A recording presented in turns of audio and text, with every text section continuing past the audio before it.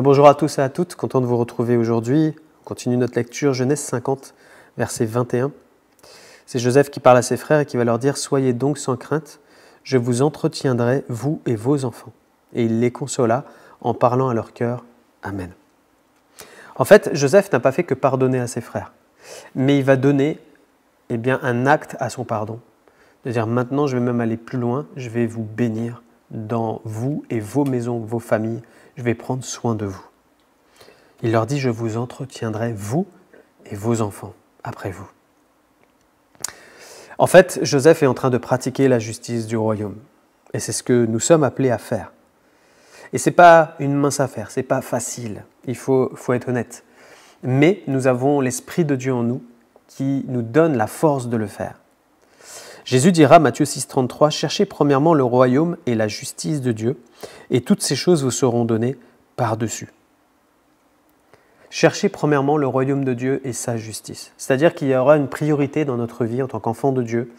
C'est de chercher à marcher suivant les normes du royaume. Et une des normes du royaume, c'est la justice de Dieu. Cette justice, c'est quoi? C'est une justice qui est complètement à l'opposé de ce que notre chair voudrait nous dicter quand nous avons des oppositions, des blessures, des revers avec des personnes de notre entourage, même avec des frères et sœurs de l'Église. Dieu veut nous amener à aimer notre prochain comme lui, il nous aime. Et c'est tout un travail du Saint-Esprit dans notre vie de nous amener à pratiquer cela. Parce que d'origine, nous ne fonctionnons pas de cette manière-là. Nous avons de vieilles habitudes mauvaises qui fait qu'on est plutôt dans la loi du talion. Œil pour œil, dent pour dent. Tu m'as fait ça, il va y avoir réparation, il va y avoir vengeance, il va y avoir tout ce qu'on veut. Et ça, Dieu veut que ça change dans notre vie. Matthieu 5, 44, 48. « Mais moi je vous dis, aimez vos ennemis. Bénissez ceux qui vous maudissent, faites du bien à ceux qui vous haïssent, et priez pour ceux qui vous maltraitent et qui vous persécutent, afin que vous soyez fils de votre Père qui est dans les cieux. Car il fait lever son soleil sur les méchants et sur les bons, il fait pleuvoir sur les justes et sur les injustes. Si vous aimez ceux qui vous aiment, quelle récompense méritez-vous? Les publicains aussi, n'agissent-ils pas de même? Et si vous saluez seulement vos frères, que faites-vous d'extraordinaire? Les païens aussi, n'agissent-ils pas de même? Soyez donc parfaits, comme votre Père céleste est parfait. Amen. » Qu'est-ce que les Écritures nous disent là? C'est Jésus qui est en train d'enseigner ses disciples. Il dit, mais en clair, vous allez faire l'inverse de ce que vous faisiez avant. Avant, vous vouliez vous venger, vous vouliez tirer parti de telle ou telle situation. Maintenant, vous allez faire le contraire parce que ma grâce est sur votre vie et que vous allez ressembler à votre Père céleste qui est parfait. Notre Père, pourquoi il prend cet exemple-là? C'est que notre Père nous a tellement aimés que lui nous a devancés et qu'il a donné son Fils unique afin de nous sauver. Et il dit, en fait, vous faites pareil. N'aimez pas seulement ceux qui vous aiment, mais aimez ceux même là qui vous persécutent, qui vous font du mal. Aimer, ce n'est pas seulement en parole, mais il dit, bénissez-les, faites-leur du bien, c'est-à-dire il y a des actes derrière. S'ils vous font du mal, rendez le bien. Waouh! Mais c'est là où Dieu dit, c'est comme ça que vous serez reconnus, fils de votre Père, appartenant à un royaume particulier, celui des cieux. Et il est différent de celui qui est sur la terre. Le Proverbe 25, versets 21 à 22 nous dit « Si ton ennemi a faim, donne-lui du pain à manger. S'il a soif, donne-lui de l'eau à boire. Car ce sont des charbons ardents que tu amasses sur sa tête, et l'Éternel te récompensera. Amen. » En fait, en pratiquant la justice de Dieu, ce qu'on ne voit pas au premier abord, c'est qu'on permet à Dieu d'agir à travers notre vie et dans notre situation. C'est comme si Dieu dit « Puisque tu agis suivant ma justice, alors moi, tu m'ouvres la porte à mon action. » Non seulement à mon action, mais tu es en train de toucher le cœur de la personne qui peut-être est difficile avec toi en ce moment, qui peut-être te fait du mal, et que tu vas l'amener à la réflexion et de dire « Mais comment c'est possible qu'il puisse continuer à m'aimer, à me bénir, à me soutenir, alors que moi, je sais pertinemment que je ne suis pas fidèle, que je lui fais du mal et que j'ai un esprit méchant. » Vous savez que ça travaille le cœur de ceux qui sont autour de nous quand on les aime alors qu'ils savent qu'ils nous font des méchancetés. Ça travaille leur cœur. La Bible dit là. Il dit c'est des charbons ardents que tu ramasses sur sa tête. Ça veut dire, c'est comme si quelque chose qui est en train de brûler sur sa tête. Ça veut dire ça travaille sa conscience. Et jour et nuit, il y pense. Et c'est comme ça que Dieu peut opérer un changement. Et toi aussi, eh bien, la Bible dit que l'Éternel va te récompenser. Il va te bénir parce que tu marches dans ses voies et que tu veux ressembler à Jésus-Christ. Je voudrais juste donner un témoignage d'un banquier. Ça se passe aux États-Unis, il y a quelques années en arrière. Un jeune banquier qui était là dans une petite banque aux États-Unis. Et donc, en fait, il avait un collègue adjoint et puis il y avait un directeur au-dessus d'eux. Et puis, le directeur a décidé de prendre sa retraite. Et puis, il est venu voir ses deux collègues. Et puis, il a dit, voilà, ce sera un de vous deux qui va être maintenant, eh bien, qui va prendre ma place de directeur. Et normalement, ça aurait dû être lui, en fait, qui prenne la place.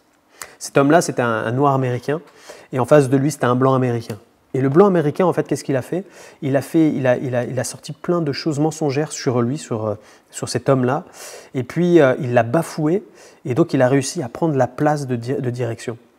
Et lui qui était chrétien, en fait, ce noir américain était chrétien, ce frère. Et il est rentré chez lui, il a prié avec son épouse. Et puis, le Seigneur a dit, bénis-le. Bénis-le. Donc, qu'est-ce qu'il a fait le lendemain ? Au lieu de garder rancune, amertume, etc., il a rejeté tout ça. Il a pardonné à cet homme-là, malgré que les choses soient claires, qu'il a vraiment fait du mal.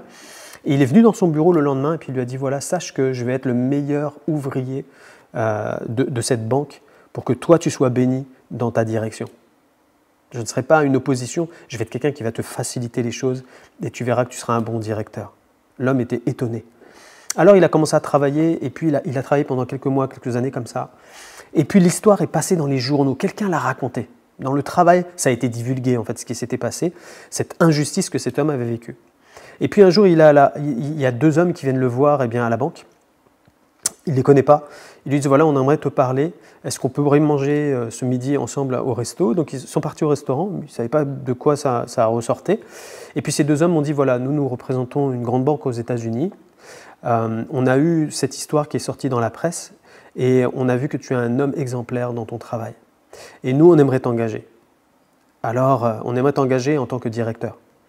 Et donc, en fait, lui, il a dit, écoutez, je vais aller prier. Donc, il est rentré à la maison et puis il a prié. Et puis, dans son cœur, c'était non, ne bouge pas. Donc, il est revenu le lendemain, il les a rencontrés à nouveau et puis il leur a dit, écoutez, non, je ne vais pas bouger parce que Dieu m'a dit de ne pas bouger, que je sois une bénédiction pour mon directeur actuel. Et puis les deux hommes ont dit attends, t'es chrétien, très bien, donne-nous le salaire que tu veux, et puis viens dans notre banque. Alors il retourne le soir à la maison, il prie avec son épouse, et puis il dit, bon, moi je vais mettre un montant exorbitant, et puis comme ça ils vont me laisser tranquille. Donc le lendemain il revient, il donne ça, et puis les gens ne regardent même pas la somme qu'il demande, il lui donne une autre enveloppe et il lui dit, voilà ce que nous on te propose. Et c'était, si mes souvenirs sont bons, je crois que c'était 5 fois son salaire qu'il avait actuellement. Et là, il ne comprend plus. Et il dit, Seigneur, mais est-ce qu'il faut que je m'en aille ou pas ? Parce que c'est assez bizarre, les tournures. Donc, il a retourné prier. Et le Seigneur lui dit, maintenant, tu peux partir. Donc, il a dit, OK. Il a accepté. Et Dieu l'a béni de cette manière-là, en fait.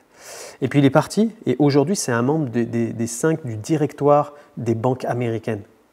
Tellement que Dieu l'a amené d'étape en étape. Pourquoi ? Parce qu'il avait marché dans sa justice. Parce qu'il avait béni. Parce qu'il avait pardonné. Parce qu'il avait cherché à marcher seulement dans la volonté de Dieu. Ça lui a coûté, ça lui a fait mal. Il a été blessé, mais il a été élevé par Dieu. Et c'était une source de bénédiction partout où il passe aujourd'hui.